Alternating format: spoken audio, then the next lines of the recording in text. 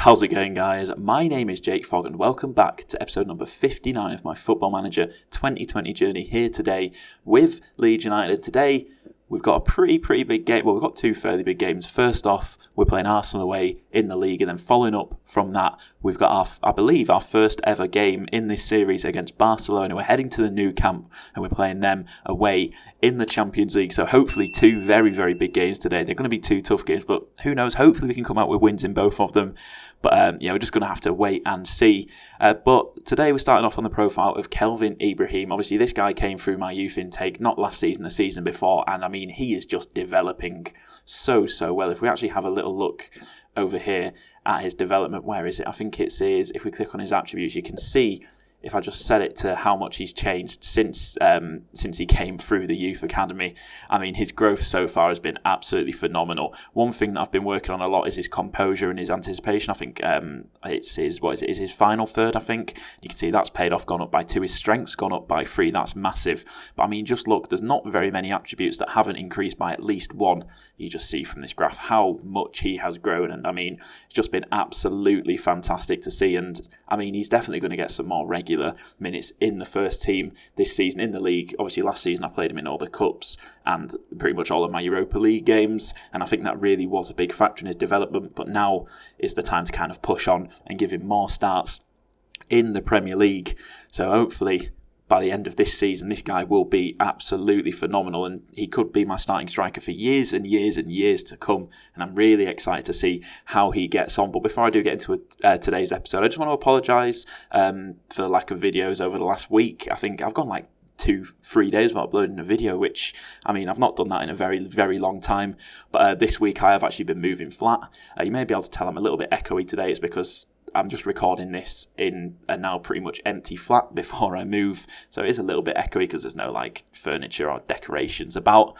But yeah, I've moved pretty much, and after this video is released, I should be pretty much fully moved into the new flat, so it should be back to normal in terms of videos coming out. I'll probably try and upload a video every single day for the next, 5 days, up until Friday. So video Monday, Tuesday, Wednesday, Thursday and Friday, and then Sunday I think this video is going to be going out. So hopefully plenty of Football Manager content coming to you this week.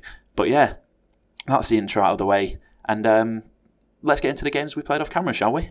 So the first game that we played since we last met, it was against today's opponents, Arsenal, at home in the third round, I believe, of the Carabao Cup. And Kelvin Ibrahim got us off to a great start. The man we've been talking about scored in about the 23rd minute, I believe, to give us the lead. But then a great run from Martinelli. I say great run, he just got pretty much unchallenged. But he's gone from inside his own half, and that's a great finish into the far corner to get Arsenal back onto level terms. But we did manage to find ourselves a winner late on. The ball falls to Noah Kene in the box, and he fires it into the top corner. Very nice finish from the centre-back to give us a pretty well-deserved 2-1 win against Arsenal.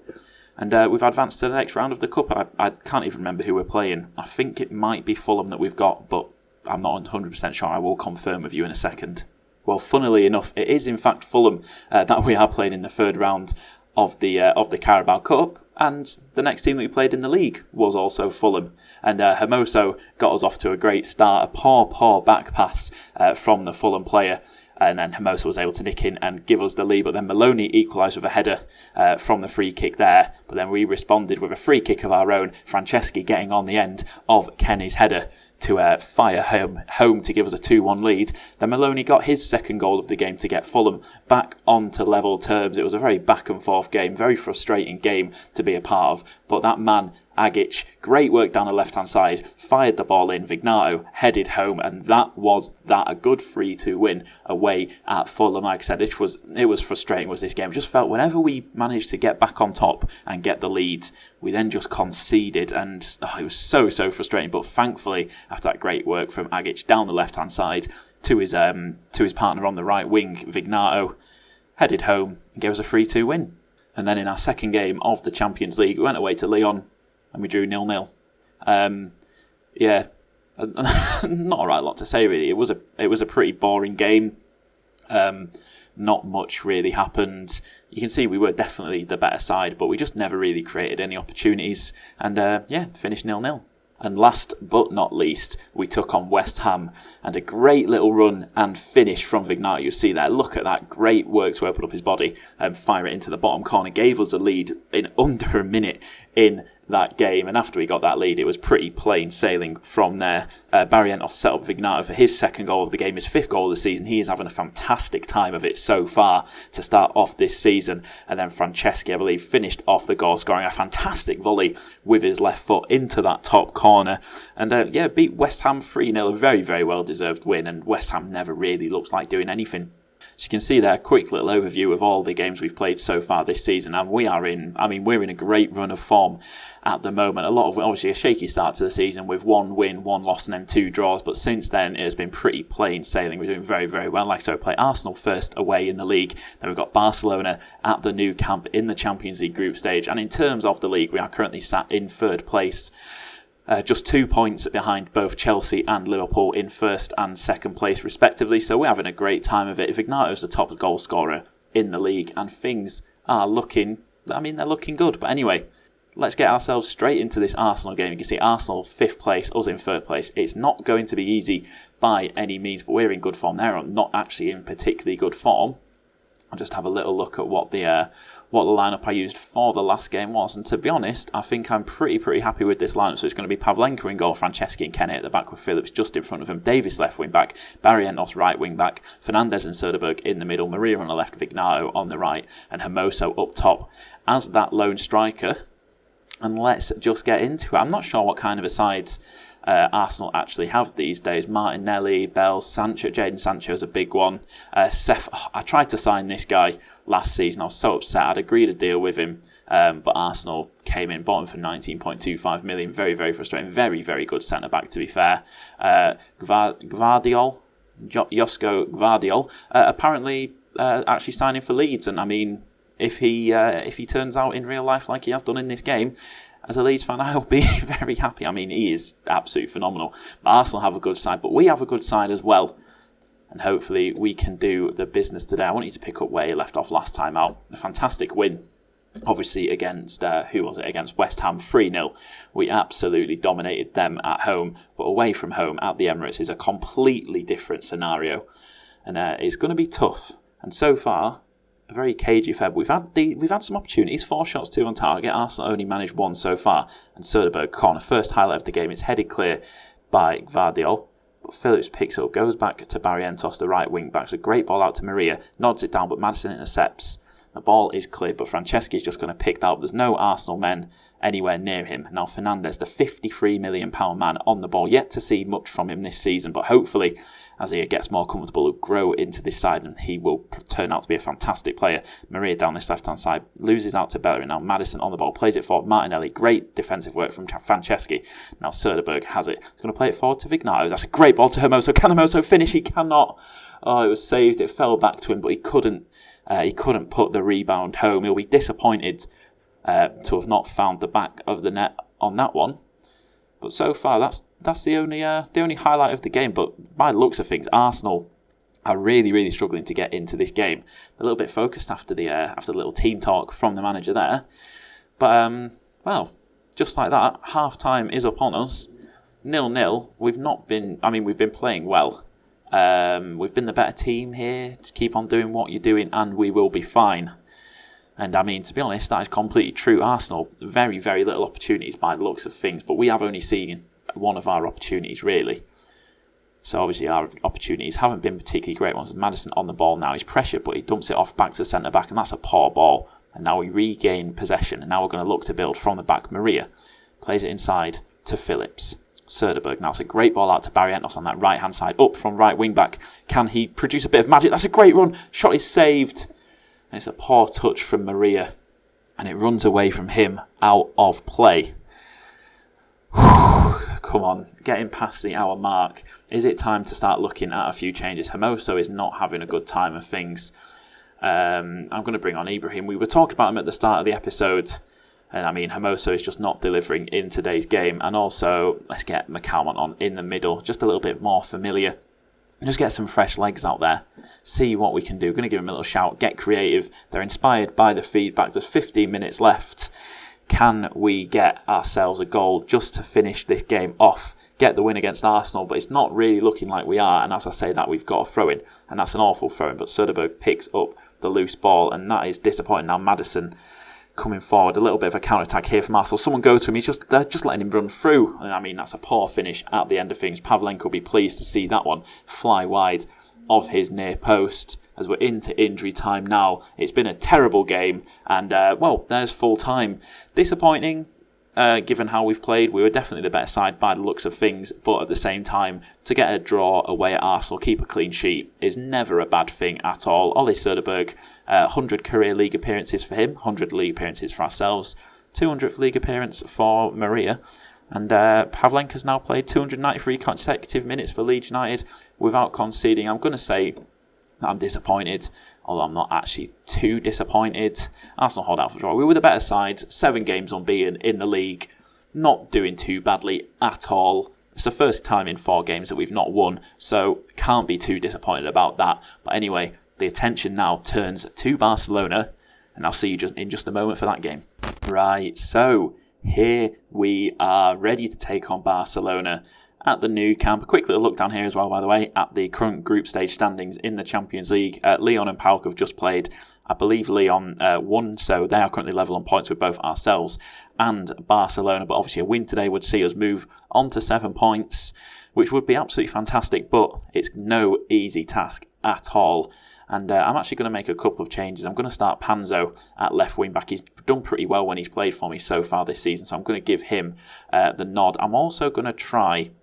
I'm going to switch Hermoso up to an advanced forward. Let's just see. Can I? Pressing intensity is less urgent, which I don't really like, but I'm gonna see how it goes. If it doesn't work, I will obviously change it back. However, he is very much more suited to an advanced forward, so it'd be interesting to see if he can perform a little bit better in that role, because whilst he is fantastic and he's putting some great performances, you can see of late, a 6.3, a 6.5, 6.7, some of his performances have been less than ideal, I think it is safe to say. But apart from that, I think I'm pretty happy with the line. Or do I want to start Darko Agic on the left hand side? No, I'm going to leave him out there. I'm going to leave my trust in Maria for now. So the lineup is going to be Pavlenka in goal, Franceschi and Kennedy at the back with Phillips just in front of them, Panzo left wing back, Barrientos at right wing back, Fernandez and Söderberg in the middle, Maria on the left, Vignato on the right, and Hermoso up top in his brand new advanced forward role. And let's get into it. I'm not sure what Barcelona's team is like these days. Let's see. They've got this guy up front. He's from Myanmar, and he's pretty good. Did they sign him? They signed him for £73 million from Lyon. Jesus, and Lyon signed him for £1.9 million from Suwon Blue Wings in South Korea. That's interesting. Myanmar. That's not a nationality that you see very often, especially not a player that is that good. Is he purely Myanmarese? Myanmarese? Is that how you pronounce it? Yeah, he is. He's only eligible for them. That is a pretty interesting nationality. You very rarely see players that good from there. They've got Raheem Sterling on the right hand side, Laporte, Skriniar. I mean, it's a pretty good team, and Pedri out on this left hand side. Oh, bloody hell. Let's go. Let's just get into it. I'm going to give them the good old-fashioned, passionate, I have faith in you, go out there and make a difference, or whatever. There we go. They like that. And come on, let's go. Let's see what we can do. Can we surprise Barcelona? We're going into this game as, not massive underdogs, to be fair, I don't think. But obviously Barcelona being the home side and being Barcelona, they are in fact favourites. And 20 minutes into the game, and so far we've seen very, very little. A nice cagey affair to start things off.